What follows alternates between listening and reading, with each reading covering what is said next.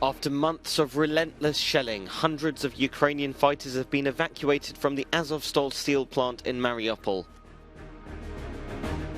The soldiers will be exchanged for Russian prisoners of war held by Kyiv.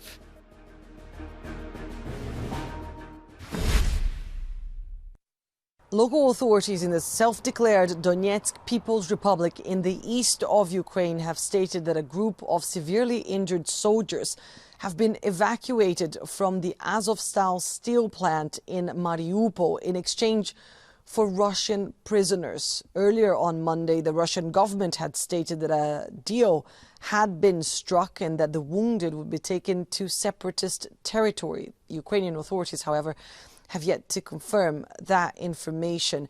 The Azov steel plant has become a symbol of Ukraine's war efforts to retain control of the port city of Mariupol. Thousands of people sought refuge there from the fighting, and earlier this month all women, children and the elderly had been evacuated, but hundreds of soldiers remain, and the families of these soldiers have been pleading with the Turkish President Recep Tayyip Erdogan and with the Chinese leader Xi Jinping so that they join forces and try to negotiate a deal. These families say these two nations are the only ones capable of convincing Moscow to let those soldiers out of the plant alive. My colleague Natalia Lyubchenkova spoke to a partner of one of the soldiers about what life inside the Azov steel plant is like. He is brave and he is strong, but I personally feel that he is tired now because they are out of medications, out of food, out of water. They don't have actual drinking water. It's technical water. So the immune system, is not working good. And the constant bomb shellings are influencing on his moral state, but he never complains. Actually, he never complains. So basically, he never tells me that he is not okay. He never tells me that he is tired. But I feel it's from the messages which I receive. Meanwhile, satellite images unveiled by the Ukrainian government show what appears to be a fourth mass grave near the city of Mariupol. The images depict two large trenches, one of which is over 30 meters long. Mariupol has seen the worst of the fighting, and over the weekend, the last mass evacuation from the city took place. An aide to the mayor said that between 500 and 1,000 cars with families left the city, the largest such single operation since Russia's invasion on the 24th of February.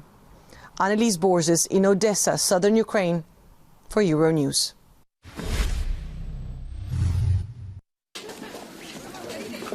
No white smoke from the meeting of EU foreign affairs ministers in Brussels Monday. Hungary is still blocking the oil embargo against Russia nearly 2 weeks after the European Commission presented a proposal to gradually cut the bloc's purchases. Budapest is asking for fresh EU funds to guarantee the construction of vital infrastructure, including new oil pipelines to compensate losses. Here, the European Commission has caused a problem with the proposal, so it's legitimate to expect Hungary and the Hungarian people to give a solution to finance investments and to compensate or prevent price increases, which would require a complete modernization of the Hungarian energy structure to the value of 15 to 18 billion euros. For Lithuania's foreign affairs minister, a solution is needed, as one country cannot keep the EU hostage over a ban on Russian oil. Hello, good morning. And now, unfortunately, we are, the whole union is being held hostage by one member state who cannot help us find their consensus. The EU's foreign affairs chief says the discussions with Hungary are now technical, to understand how much money Budapest needs and how long it would take. Despite this, Josep Borrell insists there is a common understanding on the goal. One thing is clear, I think it's clear for everybody in the Council, we have to get rid of the energy dependency of the European Union with respect to oil, gas and coal coming from Russia. We have to get rid of this strong dependency that makes us very vulnerable. Another 3 member states particularly dependent on Russian fossil energy. Bulgaria, the Czech Republic and Slovakia are also demanding that the European Commission allows them to continue importing Russian energy beyond December 2024. But if Hungary says yes, they will accept the deal.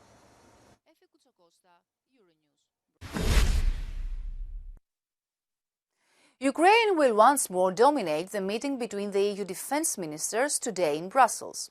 As the Ukrainian foreign minister already said to his European counterparts yesterday, Ukraine needs more military support and it needs it faster.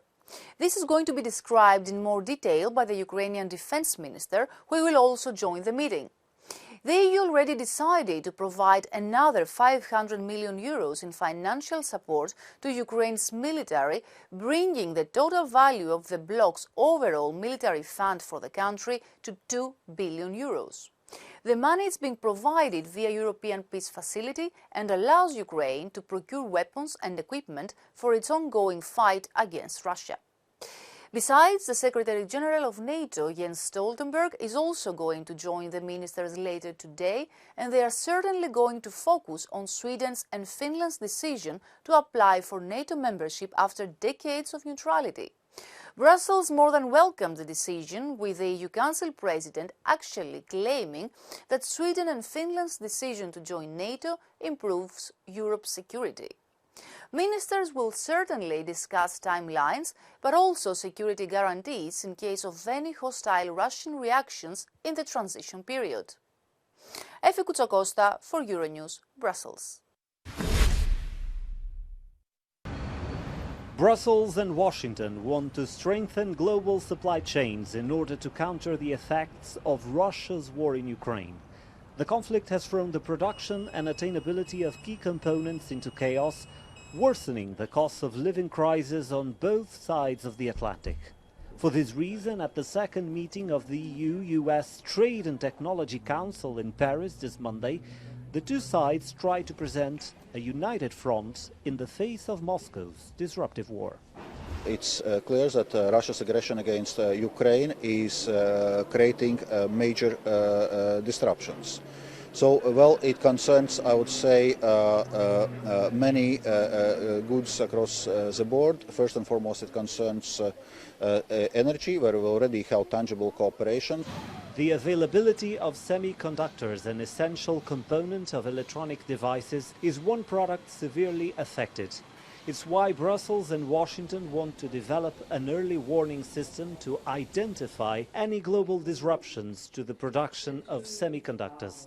And another goal, limiting Russia's access to advanced technology. We were able to immediately come together and hammer Russia with extreme export controls and essentially cutting them off from all the advanced technology that they need to conduct their military operation. It's not just Russia in their sights, however.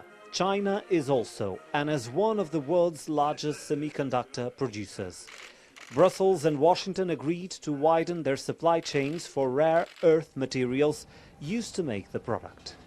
Pedro Sacadura, Euronews, Paris.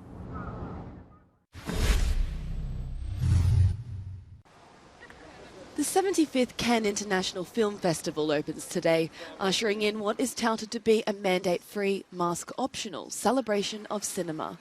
Hollywood stars and industry players have been pouring into the French coastal city for what is expected to be the return of the lavish type of festival once seen pre-pandemic.